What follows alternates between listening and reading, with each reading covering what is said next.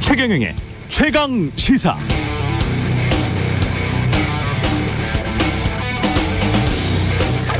네, 정호영 보건복지부 장관 후보자, 본인이 경북대 병원 진료처장 병원장이었을 때 두 자녀가 경북대학교 의과대학에 편입하겠다는 것이고, 면접심사위원들이 의대 교수들이었다는 겁니다.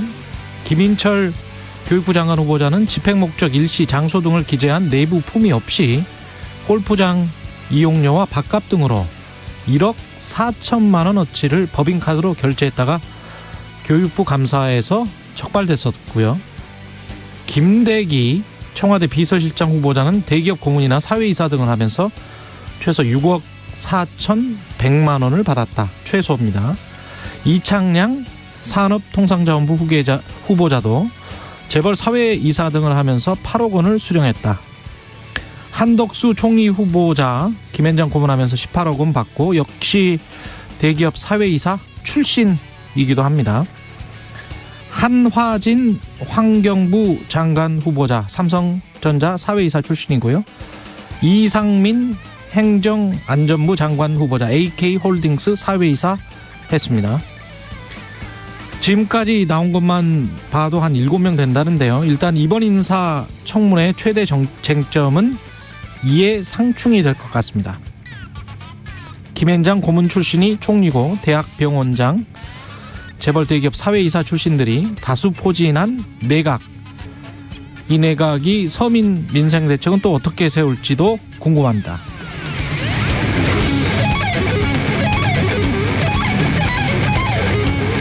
네, 안녕하십니까. 4월 15일 세상에 이익이 되는 방송 최경영의 최강시사 출발합니다. 저는 KBS 최경영 기자고요. 최경영의 최강시사 유튜브에 검색하시면 실시간 방송 보실 수 있습니다. 문자 참여는 짧은 문자 50원, 긴 문자 100원이 드는 샵 9730 또는 유튜브에 의견 보내주시고요. 무료 콩 어플도 많은 이용 부탁드리겠습니다. 예, 검찰 수사권 폐지 관련해서 여러 움직임이 있는데요. 여야 입장 더불어민주당 박주민 의원, 국민의힘 전주회 의원에게 들어보겠습니다.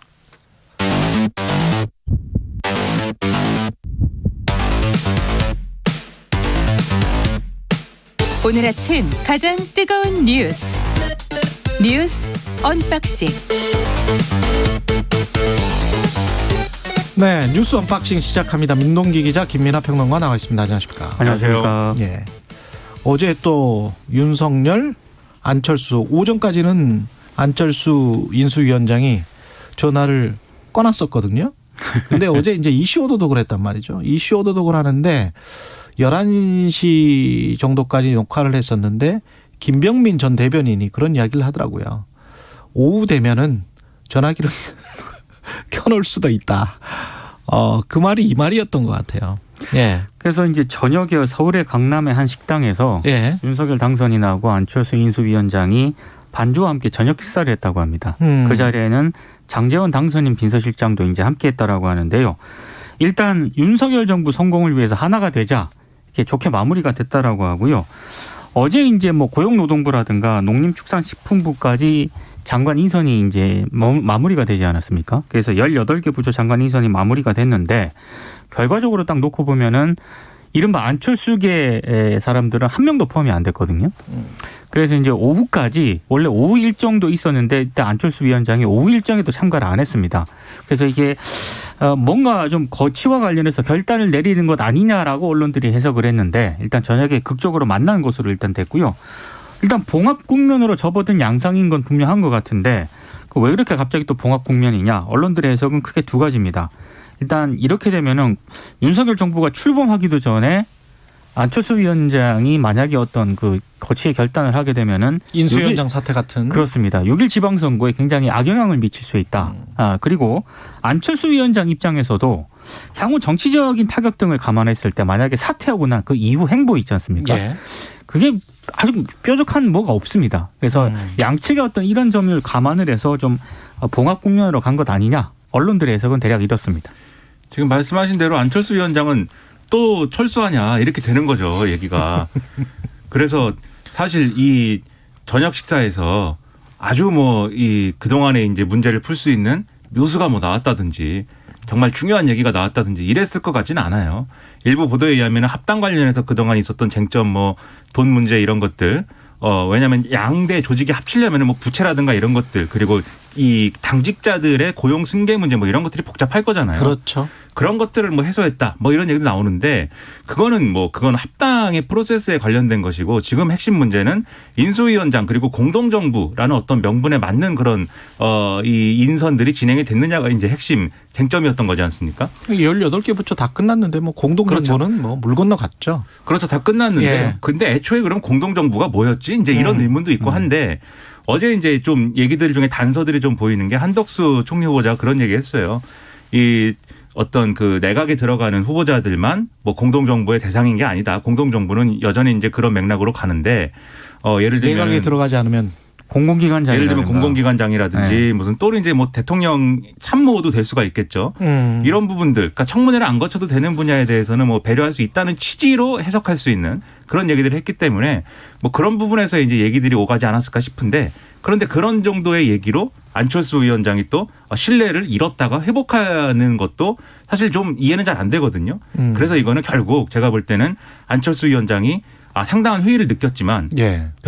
지금 민 기자님 말씀하신 대로 별 뾰족한 수는 없었다. 그래서 어제 오전에 실제로 이제 최진석 교수를 만나서 예. 어떻게 해야 되겠느냐 논의를 했는데 일단 인수위원장은 계속 맡기로 하고 일단 인수위까지는 파열 없이 가자라고 이제 방침을 정하고 갔다는 거예요. 언론 해석은. 파열 없이. 그러면 결국 철수하는 것으로부터 철수를 했다. 저는 그렇게 평가를 하고 싶습니다. 그렇게 볼 수도 있겠지만 안철수 안랩의 주가로도 대략 측정을 해볼 수가 있어요. 정제를 생각하시는 대선 거죠? 전에 네. 보면 6만 원에서 한 7만 원대였거든요. 투자하셨습니까? 아니요. 그렇지는 않고요. 그냥 인수위원장이 되면서 한 18만 원까지 올라갔단 말이죠. 근데 지금 한 10만 원대예요. 이게 6, 7만 원 했다가 18만 원까지 올라갔다가 10만 원이라는 거는 지금 현재 안철수 위원장과 그리고 윤석열 대통령 당선인과의 관계가 딱 그 정도 10도씨 정도 된다. 10만 원 정도의 관계이다. 6도씨에서 18도씨까지 올라갔다가 10도씨 정도 된다. 뭐 이렇게 표현을 하겠습니다. 우리 세 명의 관계는 뭡니까? 25도씨 정도 예, 되나요? 우리는 뜨겁죠. 뜨겁다. 예, 따뜻하다. 우리는 60도씨다. 아이 뜨거워라. 예. 그렇게 되겠습니다. 한국은행 기준금리 1.5% 0.25%포인트 올렸고요. 예, 1.25%인 기준금리를 1.5%로 0.25%포인트 인상을 했습니다. 예. 일단 뭐 러시아 우크라이나 침공 이후에 물가 상승 압력이 급격히 확대가 됐잖아요. 그래서 지금 총재가 없는 상태에서도 기준금리 인상을 결정을 한 것으로 보입니다. 지금 우크라이나 사태로 국제 유가가 급등을 하면서 3월 소비자 물가 지수가 전년 동월 대비 4.1%나 이제 뛰었거든요. 예. 이제 한국은행이 당분간 4%대 소비자 물가 상승률이 지속이 될 것으로 일단 판단을 하고 있는 것 같고요. 그리고 지금 뭐 물가 안정을 이 윤석열 정부가 최우선 과제로 일단 선언을 하지 않았습니까? 그럴 수밖에 없죠. 예, 여기에 부합한다는 그런 의미도 있는 것 같고 특히 미국 중앙은행인 연방준비제도의 공격적인 어떤 긴축 예고 이런 것도 영향을 끼친 것으로 보이는데 이제 걱정이 되는 거는 20, 30대 청년이라든가 자영업자들 있지 않습니까? 예. 아무래도 이제 빚이 많은 취약계층은 이제 이자 부담이 굉장히 늘어날 수밖에 없는 거고요. 특히 대출자들의 이자 부담은 굉장히 커지게 될 수밖에 없는 그런 상황입니다. 이 금리는 어쨌든 지금의 어떤 대외적인 상황이라든가 시장 여건에 따라서 올리는 것이 불가피한 상황이다라고들 이제 다들 얘기하는 것 같아요. 지금 쭉 말씀해 주신 대로 저도 몇 번 얘기했습니다만 미 연준이 이렇게 대놓고 모든 자리에서 우리는 금리 인상을 앞으로도 쭉 계속 할 것이다라고 이렇게 모든 사람들이 얘기하는 것도 굉장히 오랜만에 보는 광경인 것이고 그리고 실제로 물가가 지난 3월 기준 소비자 물가부터 시작해가지고 계속 오를 요인들만 있는 것이지 않습니까? 우크라이나 사태도 그렇고 그걸로 인한 어떤 영향들 속에서 유가가 계속 올라가는 것도 그렇고 결국은 이제 물가가 오를 수밖에 없는 거여서 이런 대응이 불가피한데 근데 문제는 이제 계속 말씀드리는 것이지만 예를 들면 돈을 또 풀어야 되는 부분들이 분명히 있단 말이죠. 지금 이제 새 정부가 들어섰을 때 재정 정책. 그렇죠. 이 부분과 관련돼서 물론 이제 재정과 통화는 뭐 별도의 이제 정책의 트랙이겠지만 결국 이게 또 일종의 폴리시 믹스가 중요하다 뭐 이런 얘기들도 하는데 이게 결국은 이 돈 푸는 데 있어서의 약간 이 고려해야 될 요인 중에 이 들어갈 수밖에 없는 것이죠. 돈을 많이 풀었을 때 물가에 미치는 영향이나 이런 것들. 그리고 이제 말씀하신 대로 이제 돈을 이제 대출받은 사람들의 어떤 이자 부담 이런 것도 더해질 것이고 여기에 더불어서 이 소비자 물가 말씀드렸는데 그 중에서도 먹는 것과 관련된 그러니까 저 같은 사람들에게 굉장히 중요한 부분 이런 품목들이 굉장히 많이 오르는 그런 부분에서는 걱정이 크단 말이죠. 칼국수가 엄청 올랐습니다. 실제로. 칼국수뿐만 아니고 고기부터 시작해서 네. 가공식품 뭐 다 지금 너무 많이 올랐어요. 네, 물가 오른다고 하는데 여기에 대해서는 사실 서민들에 대한 뭔가 대책이나 이런 것들이 디테일하게 있으면 좋겠다 이런 생각을 하는데 전반적으로는 좀 어쩔 수 없는 국면이 좀 있는 거라서 예. 여러모로 또 걱정스럽습니다. 전기요금도 오른다 그러고 가스요금도 오르고 뭐 그렇죠. 걱정이 많이 근데 됩니다. 금리 인상이랄지 물가 상승이랄지 이런 것들이 각 경제 주체에 미치는 영향들도 따로따로 한번 조사를 그리고 우리가 생각을 해봐야 될 것 같고요. 먼저 가계부채가 굉장히 크기 때문에 그렇죠. 다른 나라에 비해서 정부 부채보다는 가계부채가 훨씬 더 크고 지난 한 20년 동안 기업소득이 GDP에서 차지했던 거는 훨씬 더 많이 늘어났고 가계소득은 오히려 줄어들었기 때문에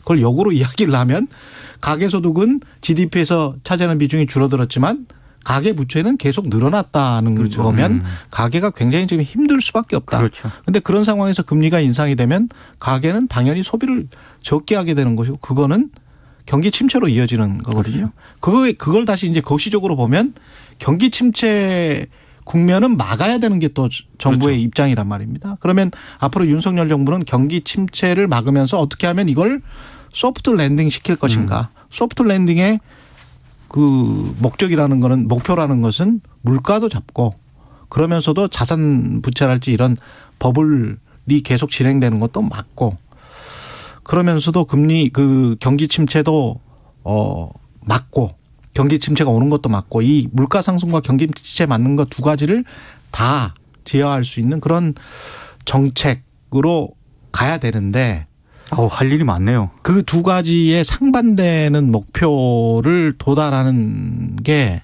정말 쉽지 않아요. 네. 그러니까 밥을 먹으면서 지금 다이어트를 해야 되는 그렇죠. 상황인 그렇습니다. 건데 똑같습니다. 얼마나 어려운 일입니까? 그게 예, 제가 쉽지 않은 겁니다. 제가 이렇게 해봤는데 체중이 빠지질 않습니다.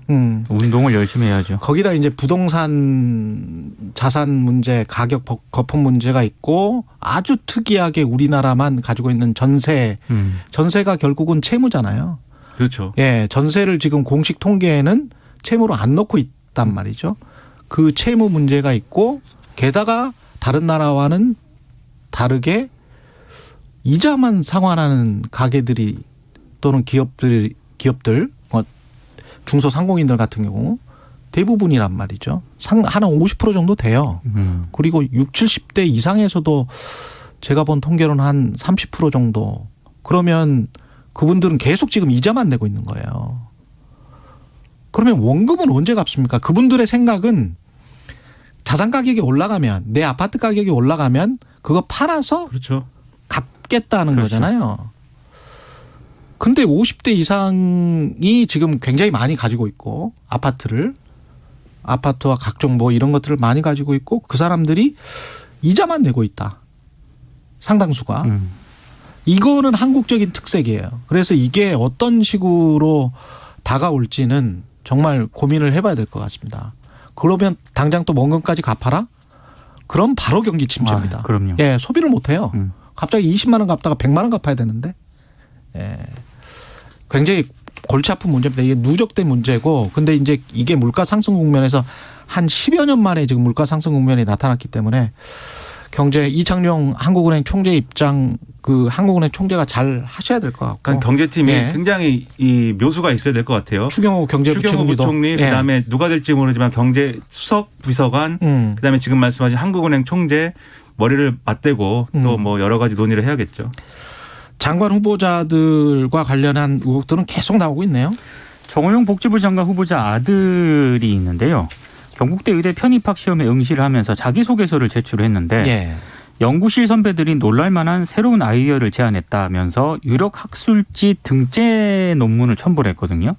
근데 이걸 가지고 이제 2018학년도 경북대 의대 편입학 특별 전형에 합격을 했는데 일부 언론들 취재를 보니까 해당 논문 공저자가 있지 않겠습니까? 이 공저자가 자신의 기억에는 아들이 정호영 후보자 아들이 논문 관련 검색과 번역, 편집을 맡았다. 정모 시간에 낸 아이디어가 논문에 반영된 기억은 없다. 혼자 아이디어 내는 건 아니고 보통 아이디어는 연구실 것이다 이렇게 얘기를 했습니다. 그러니까 논문 작성 기여도를 두고 논란이 제기될 수도 있는 그런 대목인데 다만 공학 논문 같은 경우에는 학부가 이제 공학을 전공을 했거든요. 예. 번역이 굉장히 중요한 역할을 하기 때문에 논문 작성에 많은 기여를 한 것은 맞다라고 얘기를 했고 또 논문 작성에 참여하게 된 과정에 정호영 후보자 영향력은 없었던 것으로 안다 이렇게 해명을 했습니다. 그리고 또 하나 제기되는 그런 의혹이 민주당 김원희 의원실이 경북대로부터 자료를 제출을 받았는데요. 딸이 2017학년도 경북대 의대 학사 편입학 전역에 합격을 하지 않았습니까? 그런데 경북대 병원에서 봉사활동을 했다라고 합니다. 예. 그 아들 역시 2015년과 2016년에 경북대 병원에서 봉사활동을 했는데 이 시기가 또 정 후보자가 부원장인 진료차장을 맡고 있던 그런 시기였거든요. 아빠 찬스 쓴 거 아니냐 이런 의혹이 제기가 되고 있습니다. 그리고 여기에 또 언론 보도 내용을 보면은 이 경북대에 있는 이 뭐 융합 네트워크 연구센터에서 학생연구원으로 주 40시간을 근무했다. 그러면서 특정 사업에 참여했다. 이렇게 밝힌 대목도 있는데 근데 이 학기에 19학점을 또 수강 중이었다. 네, 그런 상황이고 그리고 여기 이 사업에 이제 좀 이 참여했던 그런 상황 속에서 또 논문에 학부생으로 저자를 또 이름을 올리고 이런 여러 가지 정황들이 다 어쨌든 이 아버지가 특정 이 경북대병원에 이제 특정한 어떤 직책을 맡고 있는 그런 상황 속에서 거기에 들어가기 위한 또는 거기에 들어간 상황에서 일어나는 그런 일들 아니겠습니까? 예. 그러다 보니까는 일종의 이제 스펙을 무리하게 아빠 찬스를 써가지고 쌓는 과정이 굉장히 이제 적나라하게 이렇게 드러난 상황이다라고 볼 수 있는 것이고 또 일부 언론을 보면은 딸의 이제 그 합격 과정에 있어서도 이 구술 면접이 만점이 나왔다. 그것도 누가 이제 면접을 이 진행했는지를 보면은 다 관계자들 아니냐. 예. 아버지하고 아는. 그러니까 이런 것들이 전반적으로 의심된다. 이런 보도들인 거거든요, 결국. 이거는 결국 이제 이 여러모로 볼 때 결국은 인사청문회에서 굉장히 중요하게 다뤄질 수밖에 없고 그리고 지금 나오는 이런 의혹들의 어떤 이 내용들을 볼 때 앞으로도 또 나올 것 같아요. 그러면 이런 그렇죠. 얘기들이면 예. 이것을 어떻게 해야 될지 거치의 문제나 이런 것들을 생각할 필요가 있지 않을지 상당히 이제 우려가 됩니다. 지금 당장 이 나온 사실들만 봐도 조국 전 장관을 떠올릴 수밖에 없잖아요. 이게 자동적으로 떠올릴 수밖에 없는 것이고 스펙 그렇죠. 그때 이제 스펙 포맷이라는 이야기 했었잖아요. 그렇죠. 그리고 이분 자체가 경북대 병원장이고 진료처장을 했고 경북대 교수들 서로 간에 공대 교수들과 몰랐을까? 그리고 그 구술 면접 같은 거를 보면 뭐 95점씩 맞고 그랬던데 맞습니다. 3차 면접 같은 경우는 100점을 맞았고 그러면 의대 교수들이 가서 봤는데 의대 교수들이면 대부분은 후배들일 텐데 의대는 특히 굉장히 강하거든요. 그 위계서열이. 그렇죠. 예. 그러면 이건 그러니까 결국은 이건 것 같아요. 알았느냐 몰랐느냐. 딸인 걸. 진료처장이나 원장의 딸이나 아들인 걸 알았느냐 몰랐느냐. 알았다는 게 나오면 이거는 좀 빠져나가기 힘들 것 같습니다. 제가 보기에는. 지금 보도에 예. 인용된 이 문제에 관련된 사람들은 하나씩 몰랐다라고 예. 얘기를 하고 있습니다. 전혀 몰랐다. 알 수가 없었다. 이렇게 얘기를 하고 있고. 가장 중요한 건 그걸 것 같아요. 그렇죠. 알았느냐 몰랐느냐. 그리고 예. 정호영 후보자도 청문회에서 다 설명할 수 있는 문제이다. 전혀 이거 문제될 것이 아니다. 라고 지금 해명을 하고 있는데 예. 만약에 청문회에서 그래서 설명도 하고 뭐 공방이 오가고 뭐 이랬는데 결과적으로 뭐 인사청문 보고서 채택 안 되고 끝나고 나니까 국민들이 그래도 저 정도는 뭐 있을 수 있는 일이야라고 생각을 할 것인지 예. 아니면 이건 정말 문제가 있다라고 여론이 막 커져가지고 이 문제가 뭐 이렇게 되면 그때 가서 이제 윤석열 당선인은 어떤 선택을 할 거냐도 굉장히 이제 중요한 문제가 아마 될 거예요. 그래서 이 문제 상당히 관건입니다. 양성구님이 이런 말씀하셨는데 우리나라 교수 자녀들 경력과 학력상 전수조사해야 됩니다. 교수들 실력도 능력도 없는 자식들 자기 연구실 연구원으로 고용해서 연구비 챙겨줘, 경력 쌓아줘, 학위 만들어줘 이런 걸 교수들끼리 서로 품앗이하며 카르텔 공고히 하잖아요. 이런 말씀하셨는데 요즘 또 교수분들이 프로젝트를 굉장히 많이 하잖아요. 그렇죠. 그래서 제 주변에도 이제 각종 이야기들이 많이 들리는데 이런 실제 사례는 제가 많이 들었어요. 사실은 의대 쪽도 많이 듣고 어떤 특정 대형 병원 쪽도 많이 듣고 그래서 이런 게 분명히 지금 있어요. 우리 사회에 있고 프로젝트를 워낙 많이 하다 보니까 무슨 뭐 공대 교수들이 뭐 뭐 알프스로 스키를 타러 다닐 정도로 넉넉합니다. 알프스로 스키를요? 예. 그런 정도예요. 그러니까 알프스 이게 외국에 있는 거 아닙니까? 지금 사업을 기업에서 주건 관에서 주건 간에 그게 제대로 관리되고 있는지는 모르겠어요. 굉장히 좀 오래된 일입니다.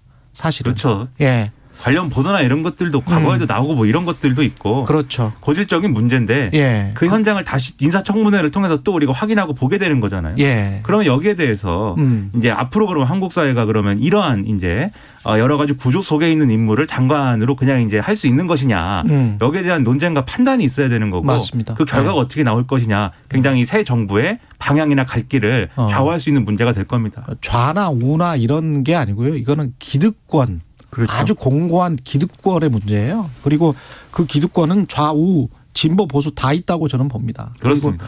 그 상황에서 이거를 사실은 혁파해야 되는 거죠. 그렇죠. 이런 식으로 하면 무슨 공정입니까 이게. 일반 사람들은 전혀 기회가 없는 건데. 그렇죠. 저는 상상할 수도 없는 일입니다. 이런 예. 거는. 네. 한 가지만 더 말씀드리자면 이런 식으로 학원에서 최근에 이제 판결문에도 그런 선고유예 판결이 났던데 학원에서 보고서 대신 써주고 그랬던 학생들 뭐 선고유예 판결 나고 그랬던데 그런 것들이 10년 전에도 아예 비일비재하고 어디에서 사진만 찍으면 그래서 돈 200만 원만 주면 뭐 그 어떤 생활기록부에 올릴 수 있는 훌륭한 뭔가를 해주고 뭐 이런 것들이 너무 많이 있었어요. 아직도 지금도 있을 가능성이 굉장히 높습니다. 잘 좀 살펴보시기 바랍니다. 근데 특히 이제 이번 내정의 특징은 사회이사가 왜 이렇게 많습니까? 그러니까 지금 이 뭐 김대기 대통령 비서실장 내정자하고요. 예. 다른 분들도 사회이사 경력이 굉장히 많거든요. 오늘 그 제기대 의혹만 제기하면 최강시사 끝날 때까지 해야 되기 때문에 김대기 일단 대통령 비서실장 내정자 이 부분 간략하게 설명을 드리면 2015년부터 현재까지 민간기업 사회감독이사 활동으로만 최소 6억 4,100만 원의 보수를 받았다라고 합니다. SK이노베이션, 두산인프라코어 여기서 사회이사 겸임했고요. 예. 이 기간에만 총합 4억이 넘는 보수를 받았습니다. 그리고 현재 한화생명, 맥쿼리인프라, 두산중공업에서 각각 고문, 사회이사를 맡고 있는데요. 한화생명 같은 경우에는 고문료가 사회이사 평균 수령액이 한 6천만에서 7천만 원 정도 되거든요. 거의 비슷한 수준이라고 합니다. 그러니까 지금 고문료까지 포함하면 김 내정자의 실수령액은 6억 4,100만 원보다 더 많다는 그런 얘기가 됩니다. 예. 이외에도 뭐 사회이사 맡으신 분들이 굉장히 오프닝에서도 말씀을 하셨지만 굉장히 많기 때문에 예. KBS 보도에 따르면은 대부분 이사회 결정에 또 찬성을 했다라고 하거든요. 고수기들이에요. 예. 예. 그건 뭐 100%죠. 그런 논란이 좀 예. 제기가 되고 있습니다. 관료 출신들이 또 많은 거지 않습니까? 그래서 관료 출신들이 이 공직의 커리어를 끝내고 나면은 이런 식으로 이제 좀 뭐랄까 재산 축적이나 이런 거를 시도를 했다가 다시 이제 공직으로 돌아오고 하면서 발생하는 문제들이 있는 것 같고 그 전부터 친했던 거예요. 그렇죠. 공직을 지낼 그 때부터 전에부터 친했습니다. 이런 기업들이나. 그렇죠. 기업들도 그렇지 않으면 사회이사 해주세요. 뭐 이렇게 합니까? 그렇죠. 당연히 그래서 네. 기업들도 그걸 보고 이제 이게 하는 건데 그러니까 사회이사를 맡았다만 가지고 얘기할 수는 없는 거겠지만 예. 이 과정에서 어떤 일들이 있었느냐라는 것은 어쨌든 검증 대상일 수밖에 없고 결과적으로는 이번 청문회 국면은 앞서 오프닝에서도 말씀하신 것처럼 이해충돌 문제가 굉장히 많이 다룰 것 같아요. 그럼요. 그래서 근데 이제 이해충돌 문제가 지금 말씀드린 것처럼 명확한 어떤 고리가 있지 않으면 또 이것을 굉장히 이 부정할 수 없는 낙마 사회다 이렇게 얘기하기는 어려운 부분들도 분명히 그렇죠. 또 있는 것이기 때문에 그렇죠. 좀 혼란스러운 과정 속에서 청문회가 치러질 것 같습니다. 1731님 교수 자녀라고 다 그렇게 사는 건 아닙니다. 맞습니다. 예, 일부 교수들이 그렇다는 훌륭한 것이고. 교수님도 있어요. 예, 그럼요, 네. 그럼요. 많으시죠. 예, 9646님 국회의원 자녀들도 다 조사해봤으면 좋겠습니다. 이런 생각을 가지시는 분들이 많은 것 같네요. 저 박탈감 느낍니다. 여기서 이런 뉴스를 하고 있습니다. 네. 왜 나는 이렇게 태어나서. 요거는 소식만 꼭 전해드릴게요. 좋은 소식인데 여야가 6일 지방선거에서 중대선거구제를 11개 지역에서 시범 실시하기로 합의했다. 네. 네. 서울 4곳, 경기 3곳, 인천 1곳, 영남 1곳, 호남 1곳, 충청 1곳 총 7개 선거구입니다. 네. 네. 여기까지 하겠습니다. 뉴스 언박싱 민동기 기자 김민아 평론가였습니다. 고맙습니다. 고맙습니다. KBS 1라디오 최경련의 최강시사 듣고 계신 지금 시각 7시 45분으로 향하고 있습니다. 오늘부터 다시 온화해지며 일교차가 크게 벌어지겠습니다. 지금 서울이 9도, 대전 7도, 철원 4도 안팎으로 아침 공기는 차가운데요. 한낮엔 서울이 18도로 어제보다 3도 정도 높겠고 대전 19도, 부산 18도, 광주 21도 등 기온이 크게 오르겠습니다. 동해안은 강릉 14도, 포항 13도 정도로 오늘까지 쌀쌀하겠습니다. 늦은 오후부터 저녁 사이 중부지방 곳곳엔 비가 조금 내릴 수 있겠습니다. 경기 동부와 강원 영서에 5mm 정도, 돌풍과 천둥 번개를 동반할 수 있겠고 서울 등 그 밖의 수도권과 충북 북부는 더 적은 양이 오겠습니다. 내일은 전국 대부분이 20도 안팎까지 오르겠고요. 주말 동안 대체로 맑고 포근한 날씨에 먼지 걱정도 없겠습니다. 지금 서울의 기온 9.5도입니다. 날씨 정보 박다효입니다. 이어서 이 시각 교통정보입니다. KBS 교통정보센터의 이현씨입니다. 네, 이번 주 계속 출근길이 어려웠는데요. 오늘은 금요일이라서 정체가 조금 덜한 편입니다. 서울 시내 강 서쪽의 이동은 크게 어렵지 않겠고요. 강 동쪽으로는 강변북로 반포대교 부근에 고장난 차가 있었습니다. 행주에서 반포대교까지 가는데 1시간 정도 걸리겠습니다. 올림픽대로 행주에서 한강대교 쪽으로 밀리면서 35분 이상 필요하겠습니다. 경부고속도로 오산 부근은 부산 쪽으로 정체고요. 수원 부근 양방향으로 차가 많습니다. 서울 시구간 도심 쪽으로는 양재에서 반포 쪽으로 가다서다를 반복합니다. 호남고속도로 천안 쪽인데요. 서광주에서 독림 쪽의 정체는 사고의 영향입니다. KBS 교통정보센터였습니다. 오늘 하루 이슈의 중심. 당신의 아침을 책임지는 직격 인터뷰. 여러분은 지금 KBS 1라디오 최경영의 최강시사와 함께하고 계십니다. 네, 인도양의 아름다운 섬나라 스리랑카 최악의 경제난을 견디지 못하고 구제금융, IMF 구제금융을 신청했습니다. 어떤 상황인지 현지 지금 직접 취재하고 있습니다. KBS 김원장 특파원 연결돼 있습니다. 안녕하세요. 네, 스리랑카입니다. 예, 지금 몇 시입니까 스리랑카? 새벽 4시 17분입니다. 아이고, 스리랑카 콜롬보? 네, 그렇습니다. 예. 지금 스리랑카가 어떤 상황인가요? 그 데모도 많이 하고 지금 그렇게 네, 그렇습니다. 봤습니다만은. 여기 제가 머물고 있는 숙소 앞에도 지금 이 새벽에도 밤 늦게까지 시위한 시민들이 집으로 가면서 차량의 경적을 울리는 소리가 지금까지도 납니다. 네. 지금 제가 있는 이 숙소, 이 호텔도 계속 정전이 되고요. 그래서 이제 노트북 같은 거 정전 안 될 때 계속 충전을 해야 되고 휴대전화 같은 걸. 네. 이게 달러가 부족하니까 기름 수입이 크게 줄었고요. 예. 그래서 주유소마다 줄도 정말 길고 전기 자주 끊기고 전기 끊기니까 이게 이제 기름이 없으니까 이게 그 자체 발전기 돌리기도 어렵고 그러면 식당이 이 냉장고가 녹아버리잖아요. 그래서 예. 식당들이 정말 문을 많이 닫았습니다. 네. 지금 왜 이렇게 된 거죠? 이게 이제 달러가 없으니까요. 예. 나라 빚이라는 게 대부분 달러 부채잖아요. 예. 국채나 민간 기업의 부채도 다 달러로 빌려와서 달러로 갚아야 하는데 스리랑카 같은 나라는 관광객들이 들어와야 달러를 버는데 코로나로 2년 거의 못 벌었고 예. 이제 제조업이 마땅하게 없으니까 수출로 달러도 못 벌어오고 비단 스리랑카뿐 아니라 아르헨티나, 터키, 페루, 지금 파키스탄 갓난한 저개발국까지 거의 다 비슷한 상황이고요. 올해 스리랑카가 갚아야 할 부채 총액이 우리 돈 한 8조 원 정도입니다. 예. 사실 우리 경제로 보면 추경 한 번 할 정도 돈인데, 네. 그것도 안 되네요. 스리랑카 지금 스리랑카 외환 보유고가 2조 정도 남았다니까요. 결국 이제 잠정적으로 우리 빚 못 갚겠다 채무 불이행을 선언했습니다. 네. 우크라이나 사태 이후에 이제 인플레이션이 굉장히 심해지고 이제 공식 디폴트를 선언한 나라는 이제 스리랑카가 처음입니다. 결국은 에너지 가격, 곡물 인플레이션 이런 것들 때문입니까? 그렇죠. 네. 네. 최근에 러시아와 우크라이나 침공으로 곡물 가격, 에너지 가격, 그러니까 기름 가격이 워낙 급등하고 있고 이게 막히니까 이걸 이제 수출하는 자본시장이 글로벌 자본시장이 얼어붙고 그러면 이제 원래 연장해줄 채권도 연장이 안 되고 스리랑카 같은 나라는 당장에 달러가 없으니까 정부가 수입을 규제했습니다. 달러 못 빠져나가게 하려고. 그래서 수입량을 조절하니까 운동화부터 뭐 자동차, 기름 이런 게 전부 이제 주로 주니까 다 수입해야 하니까요. 그러니까 예. 이제 소비자 물가가 폭등하고 있고 예를 들어 여기서 나는 우유나 계란값도 다 2배씩 오릅니다. 한 달 새. 왜냐하면 여기서 나지만 운송하려면 기름값 오르고 뭐 냉장 비용 오르고 아마 우유 종이팩 같은 것도 다 수입할 겁니다. 그러니까 뭐 물가가 폭등하고 있습니다. 예. 유튜브에서 유수현 님이 3주 전에 스리랑카를 다녀오셨대요.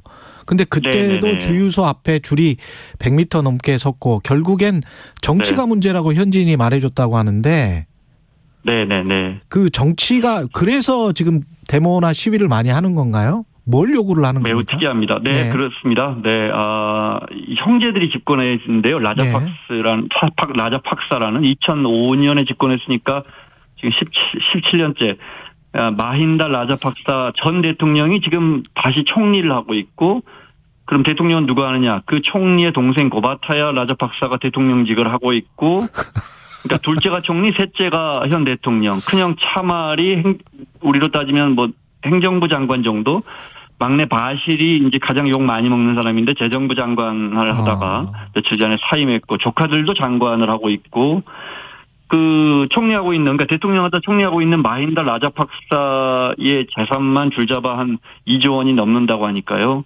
외환보유고가 2조 남아 있는 나라에서, 네. 재벌 정부네. 그러니 뭐 그렇습니다. 예. 올해 이 나라 신문에서 보도 나온 영자 신문에 나온 걸 보면 올해 이 스리랑카 정부의 재정 집행액 중 20몇 %가 이 라자팍스 가문 사람들이 운영하는 기업에서 사용됩니다. 아이고. 재정 지출이. 그러니 뭐 네. 말 다 했네요. 예, 정말 네네. 부패. 근데 이게 선거는 해가지고 뽑았을 거 아닙니까? 그렇습니다. 네. 예. 그 독재 국가는 아니고요. 언론도 어느 정도 통제가 되니까 이게 어떤 사회라고 정의를 내려야 할지 모르겠지만, 네, 그냥 권위주의 정부 수준입니다. 네. 권위주의 정부 수준. 이게 그러면 네. 앞으로 IMF랑 어떻게 공식 협상을 하긴 하겠죠? 네, IMF 협의 중이고 중국과 인도에 의존할 수밖에 없고 돈 나올 때가 거기밖에 없으니까요. 중국하고 인도에. 예. 당장에 디폴트 선언하니까 중국이 25억 달러 정도, 네, 한 3, 4조 원, 3조 원 정도 긴급 자원 보내준다고 하고, 예. 네, 근데 이게 이제 저 달러 벌어서 갚아야 되는데 그렇죠. 쉽지 않을 겁니다. 참고로 아르헨티나가 디폴트 선언하고 다시 국채 발행하기까지 15년 걸렸거든요. 네, 그 정부가 해외에서 돈 빌리는데 15년 걸린 거니까 스리랑카는 더 쉽지 않을 겁니다. 네. 중국도 국제 정치에서 영향력을 발휘하려다가 좀 발이 많이 묶일 수도 있을 것 같습니다. 여러 나라에서 아프리카에서도 좀 손해를 보고 그렇습니다. 지금 보니까. 네. 예. 여기서 저희 취재진을 중국 사람들로 보고 여기 이제 인식이 굉장히 안 좋습니다. 중국 때문에 망했다 생각하고. 예. 그래서 저희 보면 니하오 고홈 막 이렇습니다. 그렇군요. 네, 그 정도 안녕하세요. 인식이 안녕하세요. 너네 집으로 가세요. 이제. 뭐 이렇게 되는 겁니다. 네, 예. 그렇습니다. 네, 예. 네. 여기 스리랑카가 원래 중국 뭐 다른 나라도 마찬가지잖아요. 예. 중국의 돈을 빌려서 이제 한반도타라는 못 갚으니까 한반도타라는 알짜배기 항구 운영권을 몇 년 전에 99년 동안 중국에 넘겼습니다. 돈이 없어서 나라 한국까지 중국에 이제 판 거죠, 어떻게 보면. 근데 미얀마 짜육항도 중국이 1조 원 들여서 개발하면서 사실상 운영권 가져갔죠. 파키스탄 남부의 과다르항도 중국이 개발하죠. 아프리카는 정말 많죠. 우간다 그렇죠. 정부가 돈 못 갚아서 엔테베 공항 지금 중국에 넘어갈 것 같거든요. 그러니까 이게 뭐 중국이 돈 빌려준 것 자체가 그렇죠. 나쁘다고 할 수는 없지만 네. 결과적으로는 그렇게 해서 수출이 늘어야 되는데 안 되니까. 그렇죠. 돈을 벌어야 되는데 안 되니까 전부 다시 중국이 이제 이게 자본이나 인프라로 가져가고 있습니다. 네. 그렇습니다. 3266님, 김원장 기자 일복 타고나셨네요. 특파원 갔는데 계속 아시아에서 일들이 많이 터지고 건강하게 잘 지내다 오세요. 고맙습니다. 이렇게 말씀하셨고요. 이게 지금 전 세계적인 고맙습니다. 네. 전 세계적인 인플레이션 상황 때문에 벌어진 일이고 그럼요. 코로나가 겹쳐서 특히 또 뭐 우크라이나 사태, 러시아의 우크라이나 침공 다 겹쳐 있는데 인플레이션 관련해서는 네네. 어떻게 생각하세요? 지금 미 연준도 뭐 올리겠다고 하는 거고. 고래 싸움에 새우등 터지는 게 그 말이 딱 맞는 것 같습니다. 예. 네, 그 존스 홉킨스가 그 같이 연구했던 대학에서 4월 전 세계 물가 인상률 봤더니 1위부터 10위 안에 전부 먹고 살기 힘든 나라들. 아. 네, 사실 뭐 미국 물가 인상이 심하다, 유럽이 심하다지만 30%, 60%씩 막 폭등하는 나라는 터키, 스리랑카, 페루, 파키스탄 이런 나라들이 이제 물가가 급등하고 이게 사회 불안이 이어지고 정권 교체 요구로 이어지고 있는데. 예. 이제 글로벌 교역량은 해마다 커지고, 근데 이게 나라들 가로막고 있던 자본의 뚝은 이제 거의 낮아졌잖아요. 그렇죠. 그러니까 자본의 파도는 막 이럴 때 막 출렁인단 말이죠. 근데 경상수지 적자가 크고 수출할 건 없는 나라들은 딱 그런 어떤 파도에 침수되기 아주 좋은 조건인 거죠. 네, 네. 알겠습니다. 여기까지 듣겠습니다. 스리랑카 콜롬보에서 취재하고 있는 KBS 김원장 방콕 특파원이었습니다. 고맙습니다. 네, 콜롬보였습니다.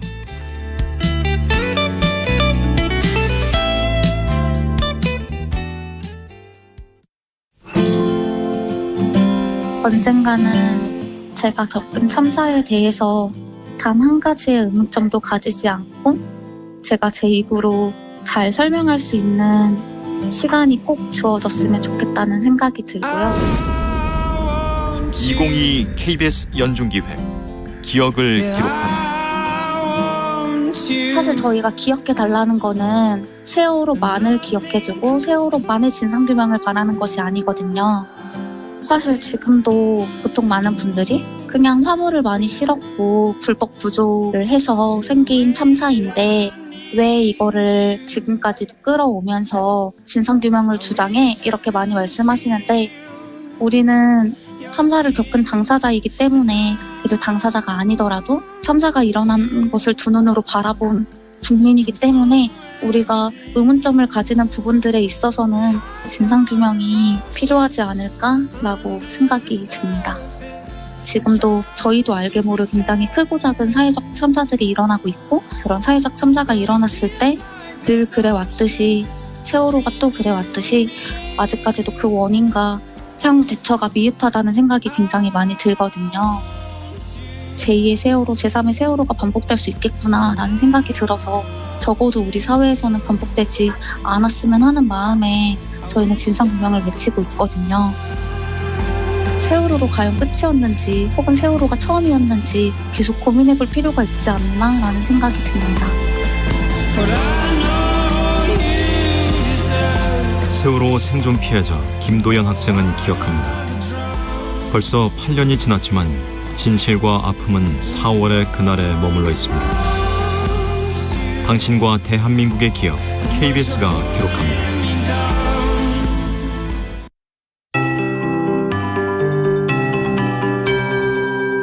KBS 58분 날씨. 기온이 들쑥날쑥해서 감기 걸리기 쉬운 요즘입니다. 오늘부터 날이 온화해지며 일교차가 다시 크게 벌어지겠는데요. 지금 9도를 가리키는 서울이 한낮엔 18도로 어제보다 3도 정도 높겠고 대전 19도, 부산 18도, 광주 21도 안팎까지 오르겠습니다. 동해안 지역은 오늘까지 차가운 동풍이 불어 종일 쌀쌀하겠습니다. 한낮에도 강릉 14도, 포항 13도 안팎에 머물겠습니다. 오늘 나오실 때는 일교차에 대비한 겉옷과 함께 중부지방에서는 작은 우산도 하나 챙기시면 좋겠습니다. 늦은 오후부터 저녁 사이 서울을 비롯한 중부지방 곳곳에 가끔 비가 지날 수 있겠는데요. 경기 동부와 강원 영서에 5mm 정도, 그 밖에 수도권과 충북 북부에 더 적은 양이 오겠고요. 고도가 높은 강원 산지는 눈이 날리는 곳도 있겠습니다. 비가 오는 지역과 서해안, 제주도에는 순간풍속 초속 15m 안팎의 돌풍이 불겠습니다. 대기가 많이 불안정한 경기 동부와 강원 영서는 천둥 번개를 동반할 텐데요. 야외 시설물에 피해가 없도록 잘 살펴주시기 바랍니다. 내일은 전국 대부분이 20도 안팎의 낮 기온으로 따뜻한 봄 날씨를 보이겠습니다. 지금 서울의 기온은 9.9도, 습도는 59%입니다. KBS 58분 날씨 박다효입니다.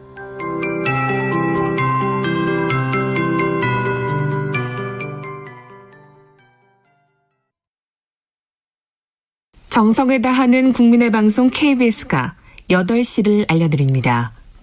AM 711kHz, FM 97.3MHz, KBS 1라디오입니다.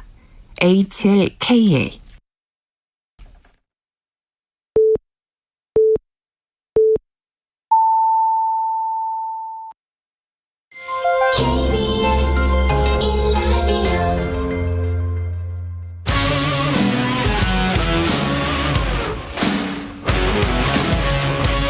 오늘 하루 이슈의 중심 최경영의 최강 시사.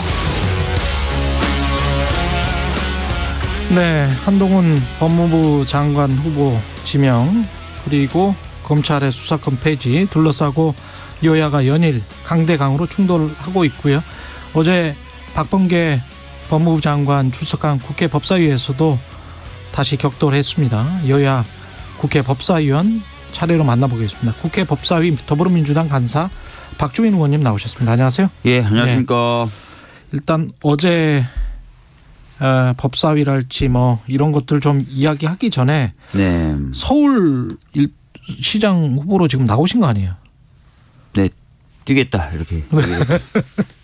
근데 지금 송영길 전 대표가 나와서 거기에 좀 비토론이 있는 것 같기도 하고 서울시는 전략 공천 지역으로 지금 당에서는 지정을 했고 네네. 이 상황은 어떻게 정리가 될까요?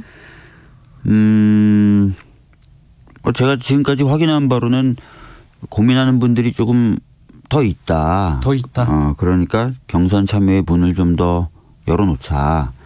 그래서 조금이라도 더 좋은 사람들이 뭐 한두 명이라도 더 참가할 수 있으면 경선도 흥행이 될 것이고 그렇지 않겠느냐라고 해서 좀 전략 공천 지역으로 지정했다 이렇게.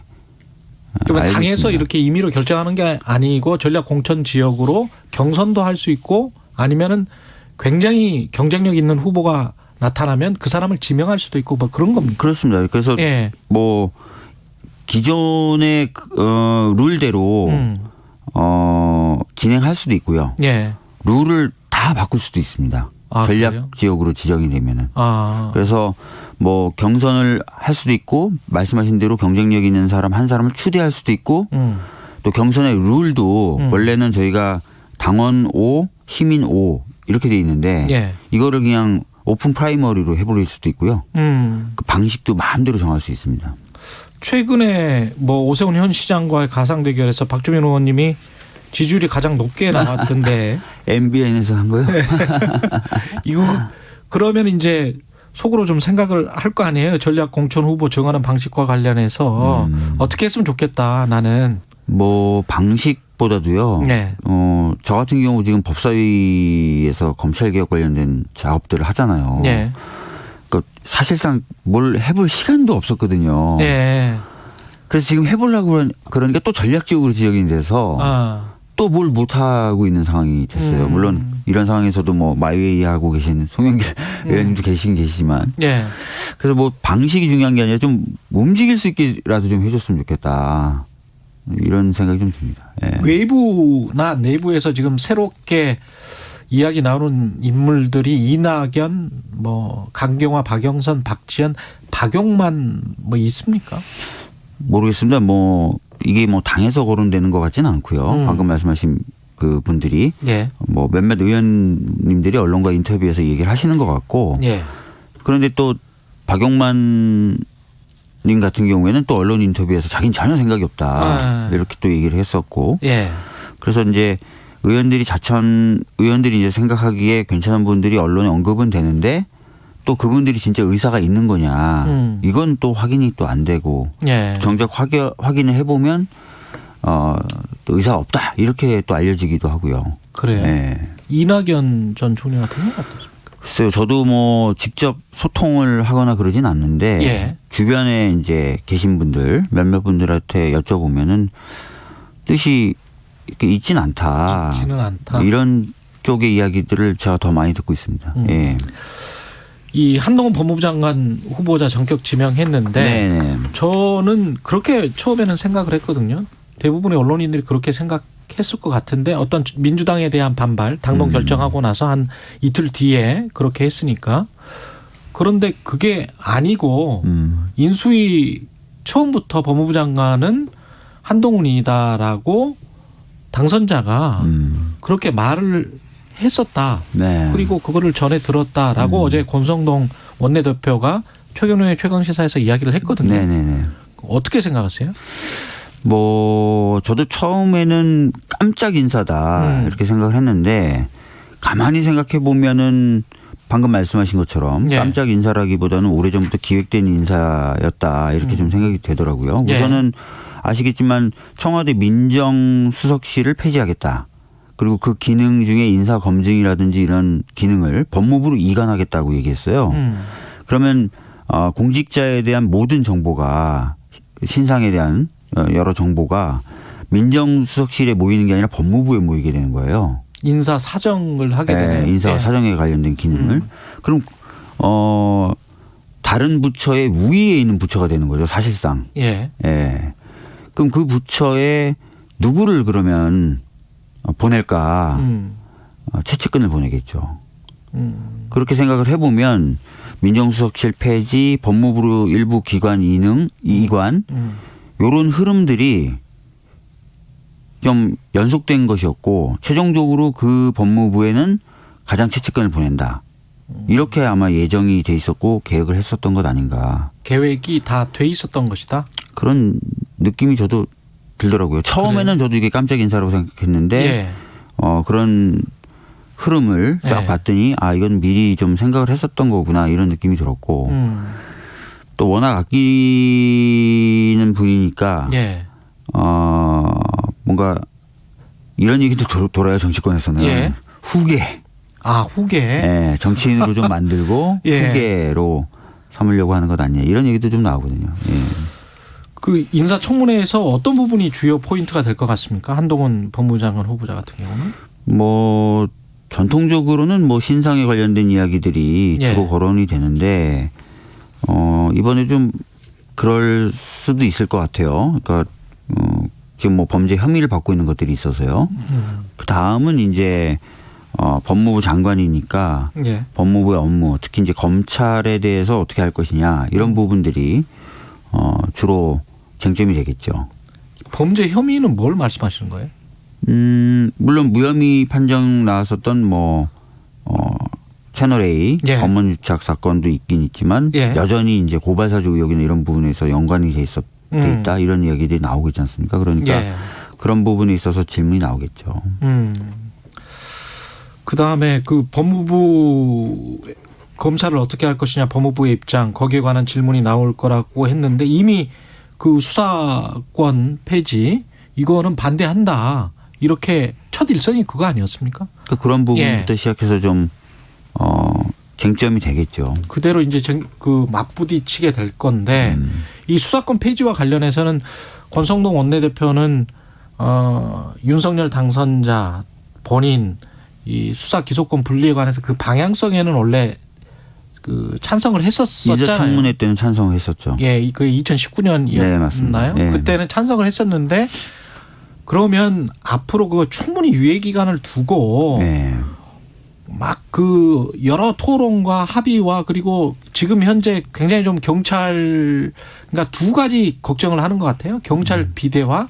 그다음에 지금 당장 경찰이 제대로 수사를 못하는 상황.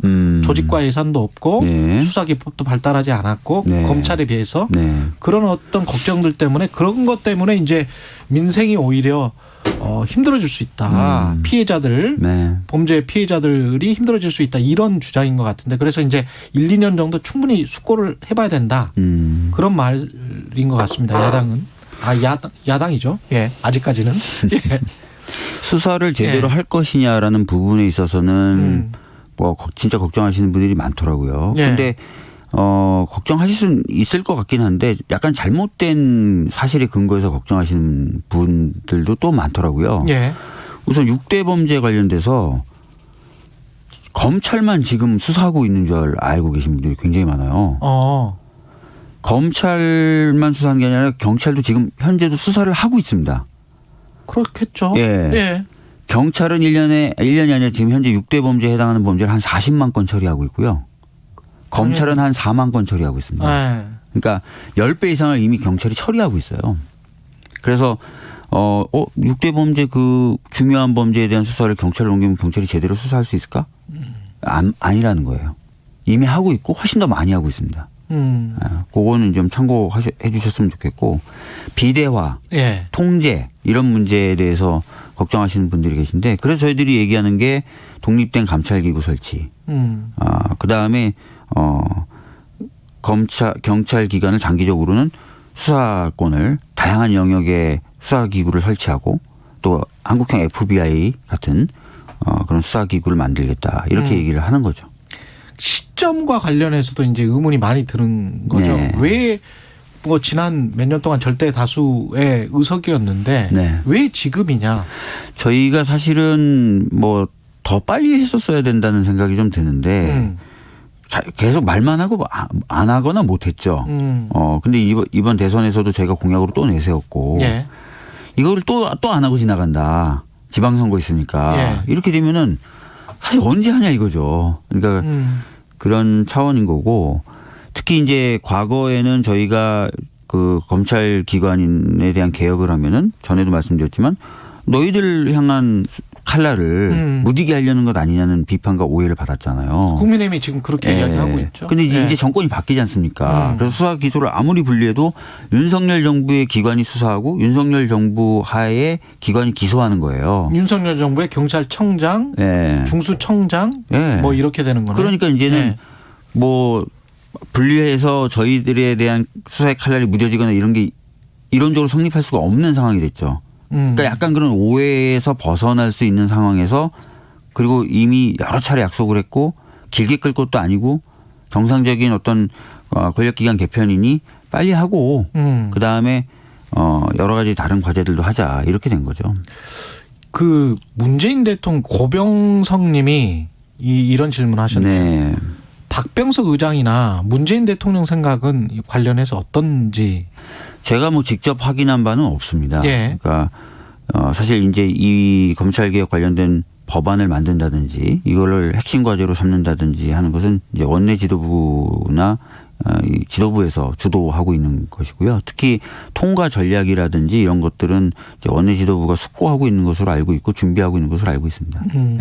강호선 님도 이제 비슷한 우려죠. 그러니까 이제 일선 변호사들도 좀 우려하는 것들이 하는 게 중요한 게 아니라 잘하는 게 중요합니다. 이게 강호선 님 의견인데 정말 악마는 디테일에 숨어 있다고 정말 3개월 지금 유예기간 둔다고 하지만 그 안에 지금도 뭐 송치 과정이랄지 굉장히 좀 사건이 길어졌다. 그리고 피해 당사자들이 굉장히 좀 힘들어한다. 이런 이야기는 지금 경찰이나 변호사나 일선 현장에서는 분명히 나오기는 하더라고요. 그러니까 저희가 걱정하는 거는 이제 오히려 이제 입법 이후의 흐름일 수 있는데요. 사실 지난번에 1차 수사권 조정을 한 뒤에도 경찰과 검찰 간의 힘겨루기가 굉장히 오래 갔어요. 그러니까 법의 모든 걸 세밀하게 규정할 수 없으니까. 이게 누구 권한이냐. 결국은 대통령령으로 정하는 과정에서 세부적인 내용을 서로 하게 부딪히면서 그렇죠. 굉장히 그 조율이 안 되고 또 애매하게 정리된 부분도 많고요. 그렇겠네. 그래서 이제 뭐 김호수 검찰총장이나 이런 분들이 국회에 나와서 깔끔하게 수사 기소 분리하는 게 제일입니다. 이렇게 얘기했던 것도 굉장히 애매하게 현재는 좀 얽혀져 있는 부분이 있어요. 그게 이제 입법 이후에. 그러니까. 유튜브에서 안상범님은 수사검사와 기소검사를 분리하면 안 되냐. 검찰 내부에서. 검찰 내부에서. 뭐 그런 방법도 있을 수 있는데 완벽한 분리라고 보기가 어렵죠. 그거는 완벽한 분리라고 보기가 힘들다. 서로 간에 어떤 뭔가 융합이라든지 이런 것들이 있을 거니까. 저희가 지금 수사 기소를 분리하고 다시 수사를 여러 기관으로 분리하겠다고 하는 거지 않습니까? 그러니까 권한은 집중되면 강해지죠. 강해지면 뭐 강하니까 뭐 수사를 잘한다라는 뭐 평가를 받을 수 있을지 몰라도 강한 만큼 남용되기가 쉽거든요. 그러면 또 피해도 더 큰 거고. 그래서 외국 같은 경우 수사기구가 굉장히 여러 개로 나눠져 있습니다. 그래서 서로 견제하기도 하고 서로 돕기도 하고. 그렇죠. 이게 검찰청법 형사소송법 개정안 오늘 지금 박홍근 의원 대표 발의 네네네. 그렇게 당론이니까요. 당론으로. 네. 그럼 앞으로 일정은 어떻게 되나요? 지금 국회의장이 그 미국 캐나다 순방길 오른다 이런 보도가 있었기 때문에 이게 박병석 국회의장이 큰 변수가 될 것 같은데요. 아무래도 뭐 박병석 의장의 일정이나 이런 것들도 고려해서 원내 지도부가 여러 가지 스케줄을 짜고 있는 것 같고요. 예. 저도 아주 세세한 내용이나 이런 걸 듣지는 못했습니다. 그럼 국회에서 처리되고 국무회의에서 또 공포를 해야 될 거 아니에요? 네네네. 그럼 그 일정 생각을 해보면 5월 시간이 많지는 않죠. 그 5월 초에 지금 박병석 국회의장은 돌아오신다는 거고. 네. 그럼 박병석 국회의장 말고 국회 부의장인 김상희 국회 부의장이 지휘봉을 잡고 의사봉을 잡고 하기는 그렇게 될 가능성도 있죠. 그렇게 될 가능성도 있습니다. 네. 그렇군요. 정의당은 설득을 계속 진행하실 건가요? 정의당 설득을 했으면 좋겠다라는 예. 게 제 생각이에요. 그리고 저는 또 차별금지법, 평등법도 매우 중요한 법, 정말 중요한 법이어서 빨리 좀 논의가 되고 통과가 되는 게 필요하다고 생각하는 사람이기 때문에 평등법 등을 가지고 뭐 이걸 협상이다라고 얘기하면 좀 이상하긴 하지만 그런 의제들을 연대할 수 있는 의제들이 있지 않습니까? 예. 그런 것들도 좀 얘기를 하면서 좀 했으면 좋겠다. 그런 이야기들 많이 하고 있죠. 알겠습니다. 예.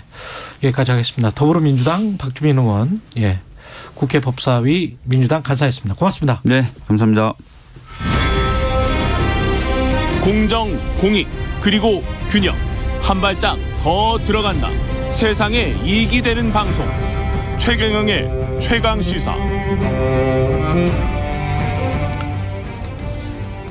네, 어제 국회 법사위 전체 회의 있었고요.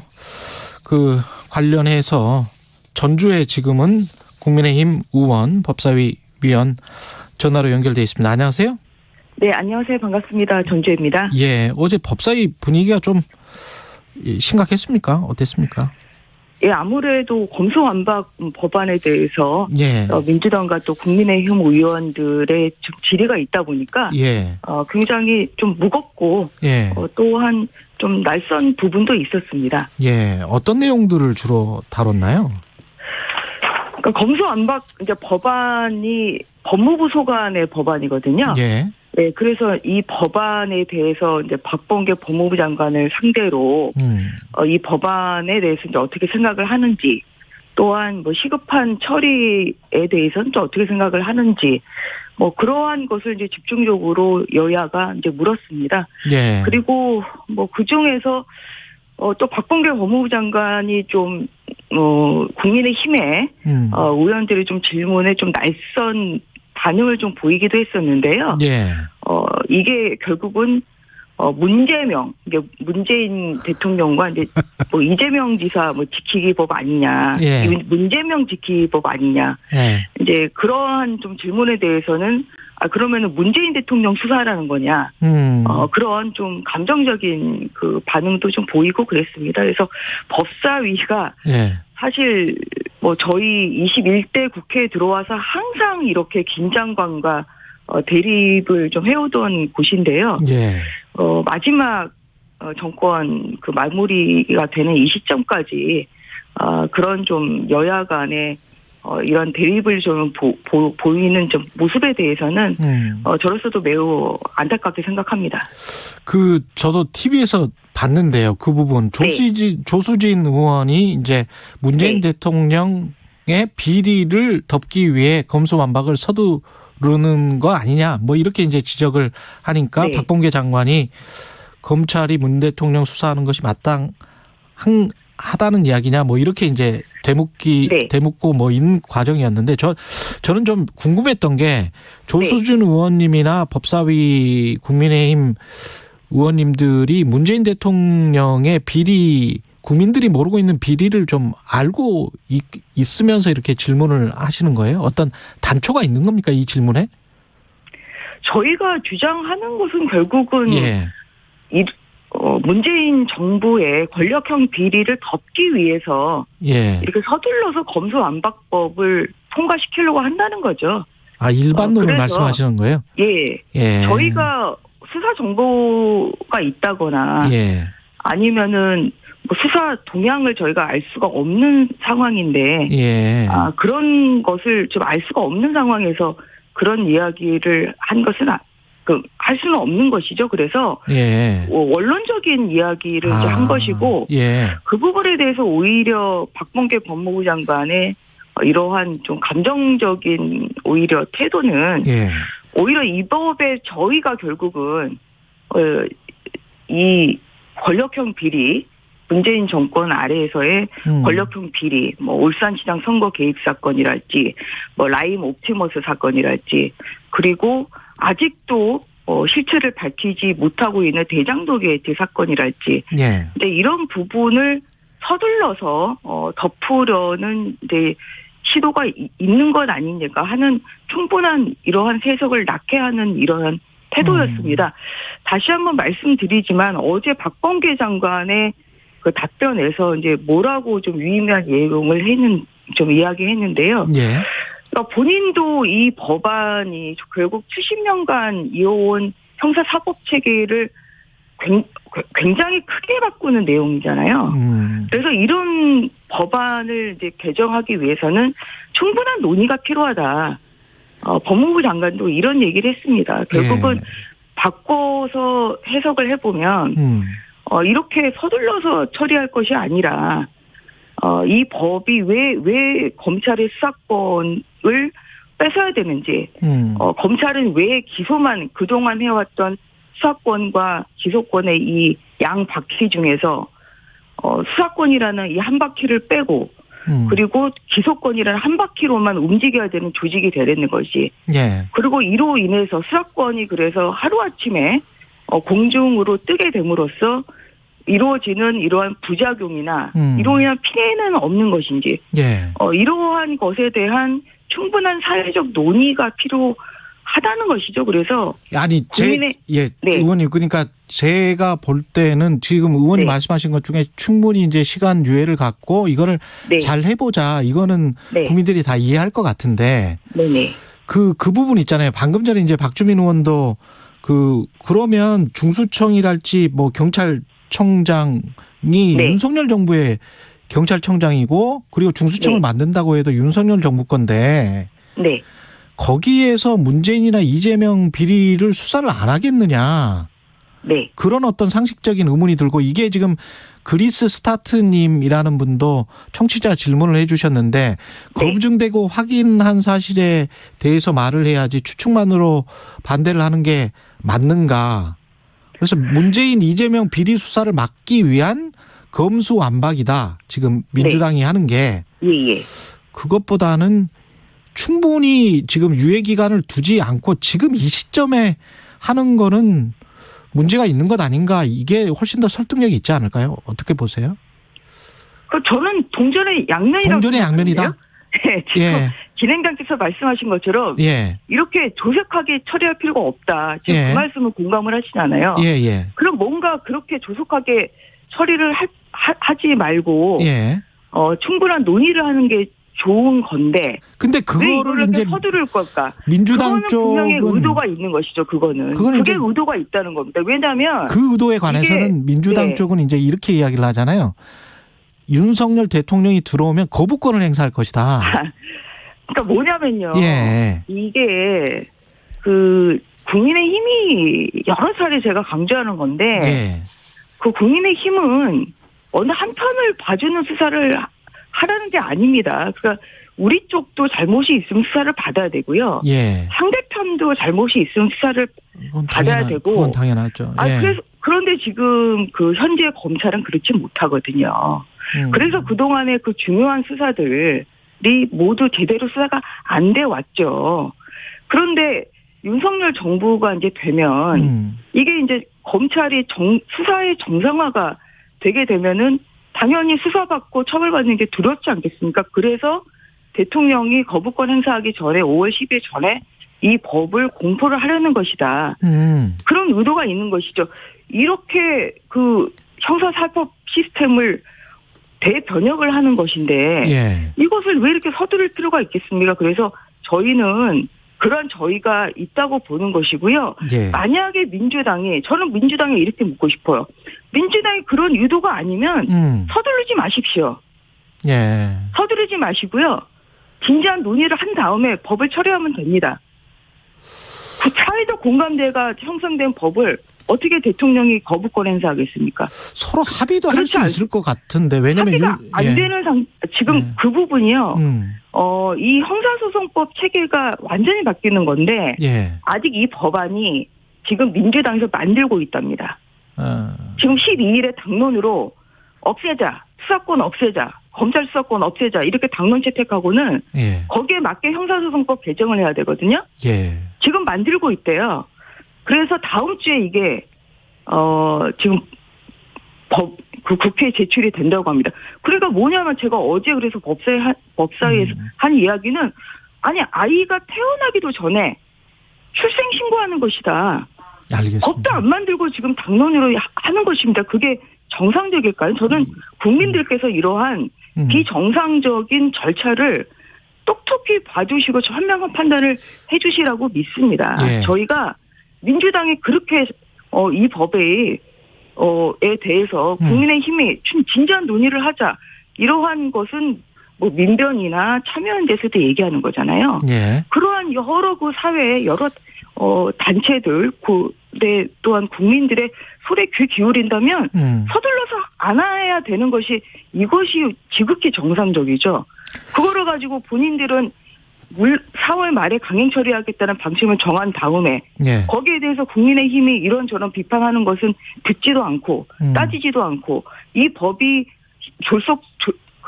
추진이 된다면 발생할 어떤 문제점에 대해서 아무런 그러한 논의도 없이 이것을 강행 처리하겠다는 것 자체가 오히려 민주당이 오히려 태도를 바꾼다면 민주당이 바꿔야 되겠죠. 알겠습니다. 민주당이 그런 태도를 바꾼다면 국민의힘은 알겠습니다. 충분히 진지한 논의에 예. 응할 자세가 있습니다. 예, 다음 질문들이 많이 남아 있어서요. 네. 그 한동훈 법무부 장관 후보자 관련해서는 어떻게 생각을 하세요, 의원님은? 저는 적임자라고 생각합니다. 적임자다. 왜냐하면 이제 문재인 정부 들어서 사실 여러 가지 법치 유린이 있었죠. 예. 특히 정치인 출신의 추미애 박범계 장관의 법무 행정으로 인해서 검찰 인사가 내 맘대로 인사가 되고요. 그리고 검찰 수사에 공정성과 정치적 중립성이 굉장히 훼손이 됐습니다. 그래서 이것을 지금 바꾸는 것이 이것을 바로잡는 것이 윤석열 정부에서 해야 할 여러 국정 과제 중에 굉장히 중요한 순위를 가지고 있습니다. 근데 결국은 인사를 제대로 해야 된다. 또한 예. 이러한 정치적 중립성과 공정성을 하기 위해서는 이러한 그 법무행정에 대해서 잘 아는 네. 그 한동훈 검사장이 적임이라고 이제 판단을 해서 예. 내정을 하게 된 것이고요. 저도 그 부분에 있어서는 같은 생각을 가지고 있습니다. 예. 그리고 한 가지만 더요. 김호수 네. 검찰총장이 이게 검소완박이 헌법 위반이다. 네. 이게 12조 사망을 제가 봐도 이게 좀 모호해서 어떻게 생각하세요? 이 부분은? 저희는 이 헌법이 지금 88년도에 만들어진 헌법이잖아요. 예. 그래서 이 헌법이라는 거 그 당시에 형사소송법 체계 전제 하에서 만들어진 법이었겠죠. 헌법에 그래서 그 당시에 형사소송법에 따라서 지금 이 헌법을 해석을 해야 되는 것이는 맞다고 생각합니다. 알겠습니다. 그러면은 예. 그 형사소송법은 결국은 검사의 지금 수사권을 지금 규정을 해놓고 있는 것이기 때문에 예. 그거에 따라서 이제 12조 사망이라는 것은 결국은 영장 청구권은 그렇습니다. 수사를 전제로 하는 알겠습니다. 것을 어떤 말씀인지. 해석을 해서 예. 만들었기 때문에 전주회 국민의힘 의원이었습니다. 네. 고맙습니다. 네, 감사합니다. 잠시 후 8시 반부터 일부 지역국에서는 해당 지역 방송을 보내드립니다.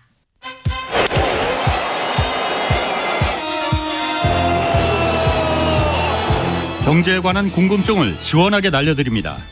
대한민국 최고의 경제 전문가만 출연합니다. 재미와 정보, 지식까지 다 잡는 홍사원의 경제쇼. 오후 4시 5분에 함께 하시죠.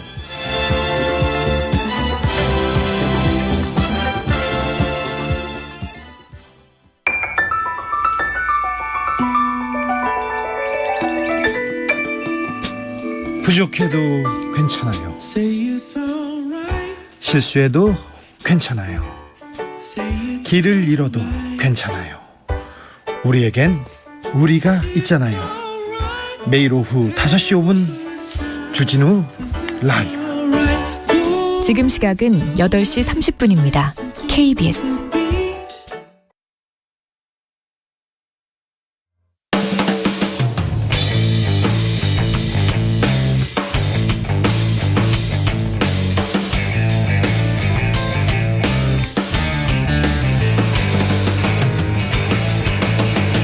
최경영의 최강 시사.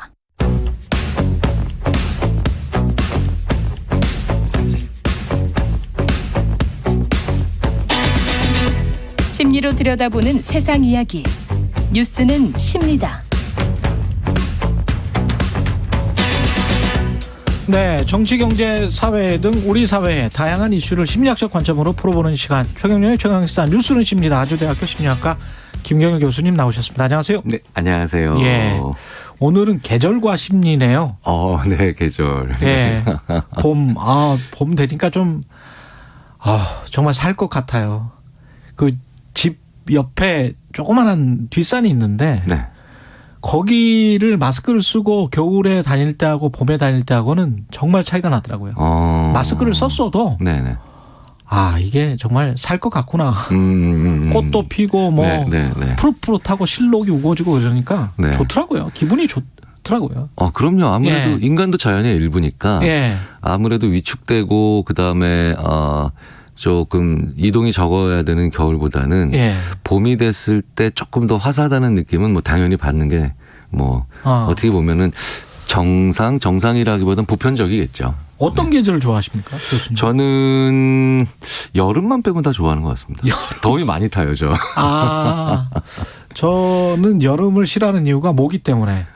그렇죠. 그것도 저는 있네요. 봄, 가을이 모기 없는 봄, 가을은 좋아요. 근데 모기가 있는 봄, 가을은 싫더라고요. 그렇죠. 네. 저는 모기가 너무 싫어요. 모기 같은 경우는 또 이게 또 점점 더 길어지는 것 같아요. 그렇죠. 모기가 있는 기간이 한 4, 5개월은 되는 것 같습니다. 그 계절을 탑니까, 이렇게 사람들이? 그렇죠. 근데 특히 봄, 가을을 타죠. 봄, 가을이 그러니까 무슨 말씀이냐면 그 탄다라는 표현이 사실 우리 한국어에서 정말 특이한 표현이라서 외국 연구자들이 실제로 연구하는 이 한국에서 끼다. 끼다? 진짜 뭐 예를 들어서 어느 자리에 끼다. 어느 자리에 끼다. 이 끼다랑 타다는 한국어에서 다른 동사들과 더불어서 참 용법이 다양하면서도 그러네요. 네네네. 그래서 맥락에 기반하고 이런 언어를 연구하면은 그래서 그 문화나 아니면 그 실제로는 자연 현상에 대한 것과도 많이 이해할 수 있다라고 해서 끼다와 타다가 많이 그 인용되는 그런 외국 연구에서 인용되는 동사인데요. 재밌는 건 여름이나 그러니까 물리적 속성이 아주 뚜렷한 여름이나 겨울에 대해서는 여름 탄다, 겨울 탄다 이런 표현 잘 안 하죠. 그러네요. 생각해보니까 그러네. 우리가 이런 표현 쓰면 더위 탄다, 추위 탄다라고 표현하죠. 그러네. 그러니까 물리적 속성이 아주 뚜렷해서 그래요. 그러니까 물리적 속성이 뚜렷하다는 건 그 더위나 추위가 확실히 장악을 해버린다는 뜻이고요. 그러네요. 근데 봄 탄다, 가을 탄다는 하죠. 썸 탄다도 하잖아요, 우리가. 봄, 가을, 썸 뭔가 좀 비슷하지 않습니까? 그렇죠. 그러니까 그 자체를 탄다니까 봄의 어떤 속성이나 가을의 어떤 속성이 아니라 그 자체를 탄다니까 봄이랑 가을이 훨씬 더 여름이나 겨울보다 추상적이고 미묘하고 그다음에 섬세한. 봄, 가을이 이래 썸 같은 거구나. 그러니까 우리가 자연이랑 썸 타는 거예요.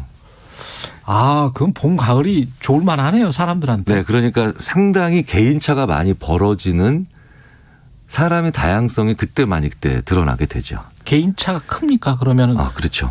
봄 좋아하는 사람 있고, 가을 좋아하는 사람 있고. 봄을 좋아하는 사람과 가을 좋아하는 사람의 또 개인차도 심하지만. 여름 좋아하고 겨울 좋아하고 뭐 이런. 그런 것들은 이제 그때 하는 주로 행동, 그러니까 더위와 관련된 행동, 뭐 추위와 관련된 행동, 그러니까 아주 명확한데. 특히 봄은요. 지금이 봄이라서 드리는 말씀이 개념이라기보다는 봄은 아주 개인차가 큽니다. 아, 그래요? 봄이 되면 이렇게 좋아하셨잖아요. 예. 봄에 자살률도 제일 높아요. 예? 네, 네. 스프링 피크라고 할 정도로. 그 봄에 참 그 꽃 알레르기 있으신 분들은 굉장히 괴로워하시는 분들이 있어요. 그렇게 이제 물리적으로 고통스러운 분도 계시지만 이제 봄에 일조량이 확 늘어나잖아요. 예. 네, 그래서 계속 요 며칠 사이에 이렇게 해가 길어졌어? 예. 라고 하는데 일조량이 많아지니까 사람들이 활력을 찾는 것처럼 보이지만 그렇기 때문에 굉장히 우울한 분들은 더 격차감을 느껴요. 아. 네, 네. 그래서 모든 나라에서 그 지역에서 봄에 해당할 때 우리나라도 예외가 아니고요. 그래서 가장 자살률이 높아지기 때문에 지금 지난주부터 그래서 각 지역에서 이걸 좀 막아보자, 좀 줄여보자라고 하는 그 노력들이 계속해서 지난주부터 일어나고 있고요. 이제 그 자치단체에서 이제 신경을 쓰시는 거죠, 관심을. 그 상대적으로 다른 사람들은 더 행복해 보이는 거군요. 그렇죠. 그런데 겨울에는 다 우울해 보이는 거고. 마치 내가 산 차가 괜찮아 보여도 정말 비싼 차 옆에 있으면은 격차감 느끼는 것처럼. 그렇죠. 네. 그리고 또 이런 경우도 있습니다. 네. 굉장히 우울하고 무기력해졌던 분들이 그 봄의 활력을 찾았는데 약간의 활력이 네. 그게 자살 충동으로 이어지는 경우도 있죠. 오히려. 그렇구나. 그래서 이 봄이 그러니까 저는 이렇게 표현해요. 봄이 행복한 사람은 더 행복하게. 그리고 우울하고 상처받은 분들에겐 더 사실은 상처받을 수 있는 그런 계절이 돼서 저는 개인적으로 봄에 좀 조심해라. 당신 주위에 어렵고 힘든 분들에겐 더 어려운 계절일 수도 있다. 그러네요. 그래서 저도 그래서 가끔씩 그래서 그런 그 분들이 주위에 계시지 않나 둘러보려고 좀 더 신경을 쓰죠. 본인의 심리 컨트롤 같은 경우도 굉장히 중요하겠습니다. 지금 말씀 듣다 보니까 매일매일. 그렇죠. 네네. 그러네요. 그래서 그 계절이 특정한 예전에 좀 연구가 단순할 때는 어떤 계절은 이렇다. 어떤 계절은 이렇다. 보통 이렇게 좀 단순하게 구분을 했는데. 그랬는데. 그게 다양한 사람들을 만나서 전혀 다른 길로. 네, 굉장히 앞쪽으로 갈 수도 있고 뒤쪽으로 갈 수도 있고 왼쪽으로 갈 수도 있고 오른쪽으로 갈 수도 있는 그런 개인의 성향, 개인의 상태에 따라서 계절이 미치는 영향은 그러니까 계절의 영향은 상당한데 그게 일관적으로 나타나는 게 아니라 다양하게 나타난다. 사람을 만나서 어떤 분이 어떤 계절을 만나냐에 따라서 이렇게 보시는 게 더 좋죠. 혹시 자기가 살았던 지역 또는 자기 조상이 살았던 지역 또는 인종이 살았던 지역 북구 유럽 이렇게 눈이 어떤 특성을 가지고 있어서 겨울에 눈 내리는 것을 막아준다든지 이런 사람들은 겨울에 아주 최적화돼 있고 이런 연구도 있습니까? 그럼요. 그런 연구는 많죠. 근데 굳이 연구를 따지지 않더라도 북유럽에서 일조량이 적으니까 사람들이 더 자기 중심으로 그러니까 내부를 보는 내면을 보는 쪽으로 가니까 철학 발달해 있고. 그렇구나. 일조량 많은 남유럽에서는 예술.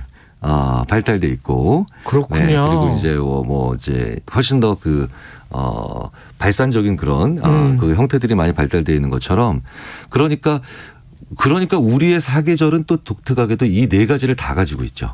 그렇죠. 네네. 그래서 심지어는 한국 사람 IQ가 좋은 것도 사계절 때문이다라고 얘기할 그럴 수 있습니까? 사실은 왜냐하면 지금 이 자리도 영하 10도, 20도까지 갔다가 또 몇 달 있으면은 35도, 40도 가까이 가잖아요. 그러니까 이게 화씨도 아니고 섭씨 기준으로 거의 50도, 60도 차이가 난단 말이죠. 그런데 이게 얼마나 사실은 고난이고 시련이었겠습니까 예전에는. 그렇죠. 엄청난 고난과 시련이죠. 사실은 온도 변화나 계절 변화가 그렇게 크지 않아야 사람들이 편안한 거거든요. 근데 이 중위도 지역에서 특히 사계절이 정말 뚜렷한 나라가 한국인데 이 시련을 다 맞추고 정말 지냈어야 돼, 살았어야 돼라고 하니까 그래서 저는 농담 반 하지만 진담 반으로 그래서 국난 극복이 매일매일 필요했었구나 라고 생각하면서 에너지도 많고 흥분도 잘한다. 그렇군요. 네, 이렇게 표현을 할 수도 있겠죠. 근데 여자는 봄 타고 남자는 가을 탄다 이런 이야기 하잖아요. 네네. 이거는 맞습니까? 이제 봄은 일반적으로 일조량이 상승하는 단계고 가을은 일조량이 하강하는 단계잖아요. 그래서 봄은 차분했던 사람을 좀 더 활성화시키는 데 유리하고 그리고 가을은 활성화되어 있는 사람을 좀 더 차분하게 만드는 데 유리한데 과거에 기본적으로 전통적으로 차분했던 것을 주로 해야 되는 사람이 여성이었고 예. 그다음에 활성화를 주로 많이 해야 됐던 사람들이 과거에는 주로 남성이었기 때문에 그렇죠. 그러니까 차분했던 상태에서 조금 더 일조량으로 활력받을 수 있는 분들이 여성인 것 같고 그다음에 좀 더 활동이 많았던 사람들이 좀 더 차분해질 수 있는 게 가을이고 그래서 예. 가을 탄다 남자 뭐 이런 얘기가 있었던 것 같은데 예. 최근에는요. 사실 그런 고전적인 뭐 전통적인 아니면 뭐 고정관념화된 성차가 거의 없잖아요. 활동이나 그렇죠, 이런 게 그렇죠, 있어서. 그렇죠. 네. 그래서 최근에는 봄 타는 남자분도 많이 계시고 네, 가을 타는 여자분들도 얼마든지 있으시죠. 그렇군요. 네, 네. 이게 근데 일조량 온도가 사람 기분에 자기 기분에 영향을 미치는 거는 맞잖아요. 지금 말씀하시는 거 보면. 네, 네. 근데 그것을 알고만 있어도 생각해 보니까 자기 감정 기복이 어디에서 나오는지 꼭 내 문제가 아니고 계절 탓일 수 있구나. 네. 그것만은 알아도 훨씬 더 행복해질 수 있을 것 같기도 하다는 생각이 문득 드네요. 그럼요. 그리고 그 계절을 내가 느낀다는 건 생각해 보십시오. 인간처럼 이렇게 계절이나 날씨나 온도에 민감한 존재가 없는데 왜 그러냐면요. 인간은 그걸 계속 봐야 되는 그 시스템이 언제 발달됐나 봤더니 학자들이 재미있는 추정을 하죠. 농업을 시작한 유일한 종이잖아요.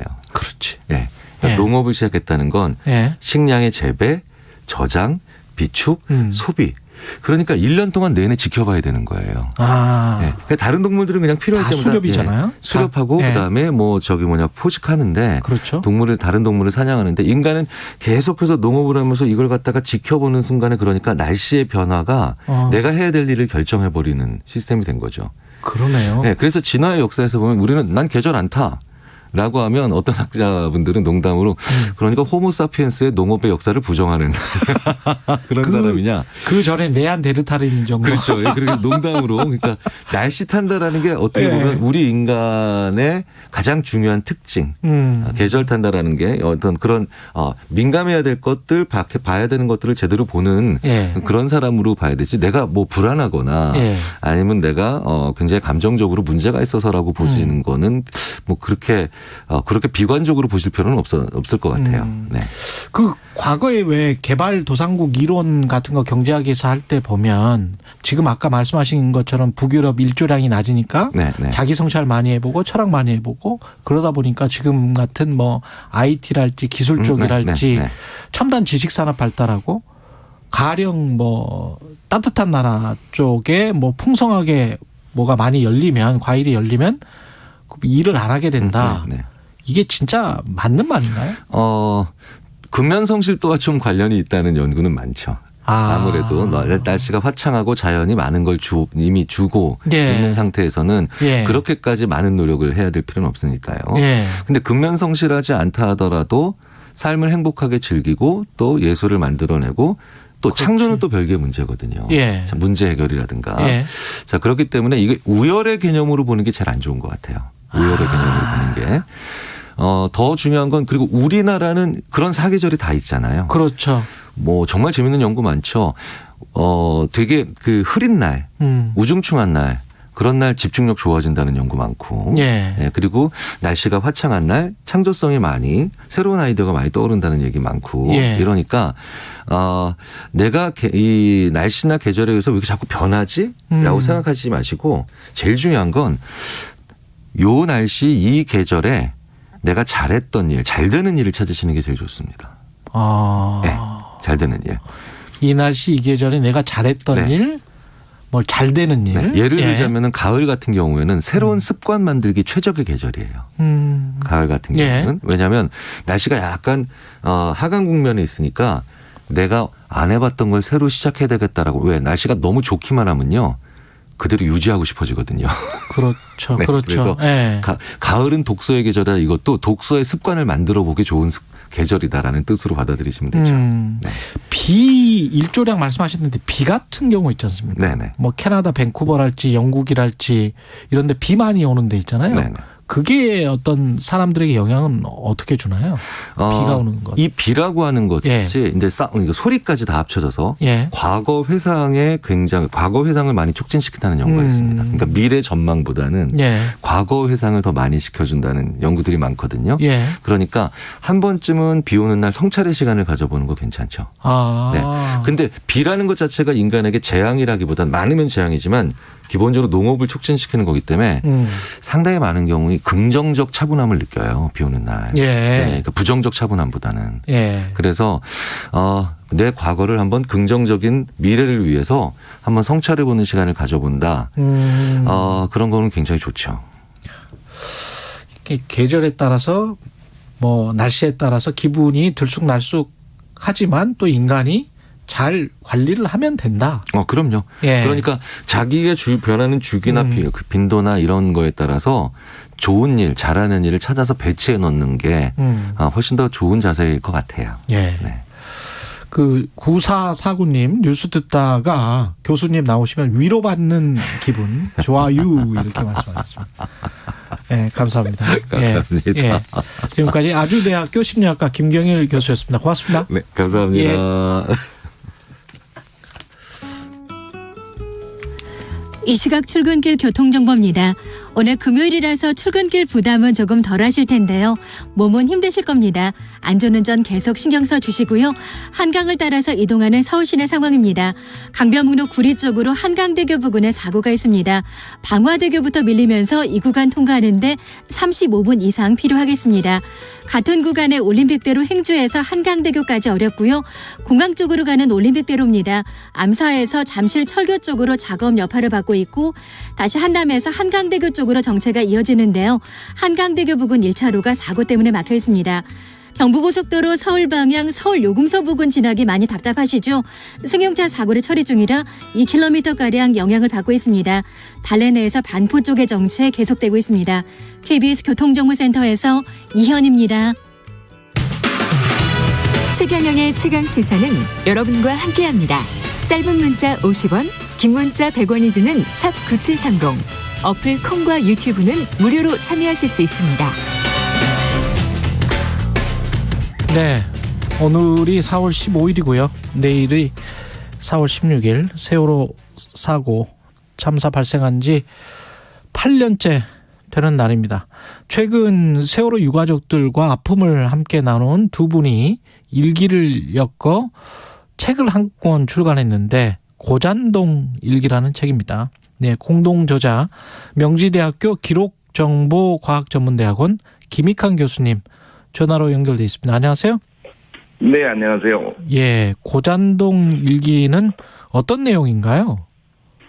네, 많이 아시겠습니다만은 고잔동이라는 동네가 단원고등학교가 있는 동네죠. 그리고 세월호 참사 피해자가 제일 많이 나온 동네입니다. 저희가 기억저장소 등의 공간을 좀 활용해 가면서 유가족들이랑 오랜 기간 활동을 해왔는데요. 저희가 직접 눈으로 목도한, 그러니까 좀 덜 알려진 이야기랄까요? 그런 것들을 많이 담아서 세월호 참사를 좀 제대로 기억하자는 그런 차원에서 책을 내게 되었습니다. 그럼 이게 유가족들의 인터뷰 내용입니까? 유가족들의 인터뷰 내용도 정말 중요하다고 생각해서요. 저희가 한 5년 정도 작업을 해서 그거는 5년. 그 세월호 그날을 기억하다라는 제목으로 구술 증언록이라는 책을 100권으로 엮어서 냈어요. 그거는 좀 다른 작업으로 진행이 됐고요. 그거는 이미 출간이 돼서 시중에서 저희가 볼 수 있는 책입니다. 저희가 이번에 낸 책은 저나 이현정 교수가 계속 일기를 쓰는 습관을 마침 갖고 있었던 사람이더라고요. 그래서 그 일기는 또 유가족들의 구술 증언과는 좀 다른 차원에서 좀 생생한 현장의 소리를 전할 수 있는 것이라고 생각을 했던 겁니다. 그래서 그 구술 증언록하고는 다른 책이라고 좀 설명을 드리는 게 맞을 것 같습니다. 그러네요. 그러면 일기에 어떤 내용, 그때 어떤 회고, 성찰 뭐 이런 거를 담았을까요? 네, 우선 제가 이제 기록학자다 보니까 예. 뭐 개인의 이야기를 일기에 담기도 하지만 제가 경험한 것들 중에 좀 공식 기록으로 안 남을 것 같은 그런 현상들이 있으면 그것을 저희가 이제 묘사적 글쓰기라고 보통 얘기하는데 예. 그거를 이렇게 상세하게 묘사하는 일기를 써온 지가 좀 오래됐어요. 이 세월호 참사 이외에도. 예. 근데 이현정 그 서울대 인류학과 교수도 이제 인류학이 전공이다 보니까 그러네요. 예. 저하고 비슷한 글쓰기를 꽤 오래 해오고 있었고 예. 한참 지나서 무슨 얘기를 하다가 둘 다 일기를 쓰고 있다는 거를 확인하게 됐고요. 그래서 뭐 이런 그 글이라면 개인의 이야기를 담고 있긴 하지만 여러 사람이랑 공유하는 것도 나쁘지 않겠다 이렇게 판단을 했습니다. 그런데 저나 이현정 교수나 세월호 참사와 관련해서 여러 가지 경험을 하면서 엄청 많은 변화를 겪었습니다. 예. 학자로서도 그렇고 또 부모로서도 그렇고 또 시민의 한 사람으로서도. 그런데 기억이라고 하는 것은 결국은 기억을 통해서 자기 자신의 삶을 변화시키는 것이라고 저희는 보고요. 그렇죠. 저희의 그런 변화의 이야기가 시민들이 세월호 참사를 더 적극적으로 기억하고 또 삶을 바람직한 방향으로 변화시켜가는데 뭐 약간의 계기 같은 건 되지 않을까 싶어서 책을 적극적으로 출간을 하게 되었습니다. 어떤 변화를 느끼셨어요? 뭐 제일 그 극단적이랄까요? 그런 뭐 예를 든다면 특히 아이들 교육 같은 게 참 세월호 참사를 통해서 우리가 많은 걸 생각을 하게 됐지 않습니까? 그렇죠. 보통 뭐 가만히 있으라 교육 또는 입시 지역 뭐 이런 얘기를 우리가 많이 했는데요. 아무래도 세월호 참사를 겪다 보니 아이를 그렇게 둬서는 안 되겠다 이런 생각을 정말 시민들이 많이들 하고 계셨다고 생각이 되고요. 저 역시 마찬가지죠. 예. 뭐 저희 아이들에 대한 이야기 같은 것도 당연히 일기에 쓸 수밖에 없었고 그리고 그런 것이 실제로 세월호 참사가 우리랑 동떨어져 있는 것이 아니고 정말 가슴 아픈 일입니다만 하늘로 간 많은 아이들이 희생된 아이들이 우리 한 사람 한 사람에게 그 교육의 변화 같은 걸 요구하고 있지 않습니까? 예. 그래서 그런 점에서 저도 변화하고 주변에 많은 분들도 변화했다고 보고 또 앞으로도 많은 변화가 있어야 된다고 저는 생각을 하고 있습니다. 제 주변에 그 사실은 세월호 참사 때문에 그 이후에 아이들을 홈스쿨링을 지금 몇 년 동안 계속 학교를 안 보내시는 분이 있거든요. 아, 네네. 어떻게 생각하세요? 그런 어떤 선택?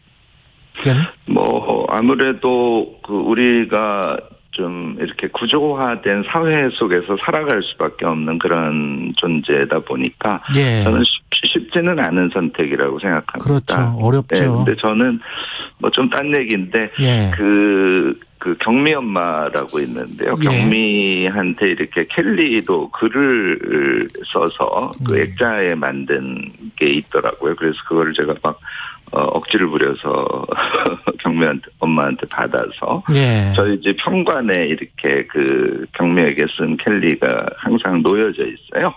그러니까 나가면서 들어가면서 이제 세월호 희생된 아이들을 생각할 수 있는 계기가 되는 것이죠. 그런데 그런 일상적인 기억의 방식을 쓰면 아무래도 저도 아이를 그 학교 교육 체제 안에서 키우려고 하다가도 다시 또 생각을 고쳐먹고 하지 않겠습니까?